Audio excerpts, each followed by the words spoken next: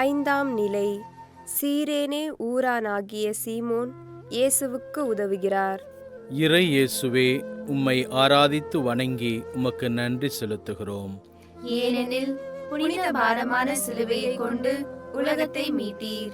நம் அன்றாட வாழ்வில் பிறரின் தேவைகளில் அவர்களுக்கு உதவ, அவருடைய துன்பத்தை போக்க பல வாய்ப்புகள் கிடைத்தும் பிறர் நம்மை பற்றி என்ன நினைப்பார்கள், நமது குடும்ப கௌரவம் என்ன ஆவது, இது என்னுடைய வேலை இல்லையே என்று ஓடி ஒதுங்கிக் கொள்கின்றோமா?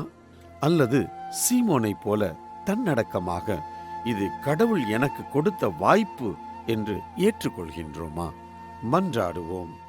ஆண்டவரே, எங்களின் அன்றாட வாழ்வில் சுய பெருமைகளை விளக்கி பிறர் நலம் பேணும் பாக்கியத்தை எங்களுக்கு அருளும்.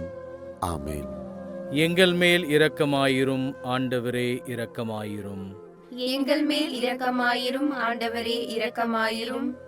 இறந்த நம்பிக்கையாளர்களின் ஆன்மாக்கள் இறைவனின் இரக்கத்தினால் அமைதியில் இளைப்பாறுவனவாக. ஆமென்.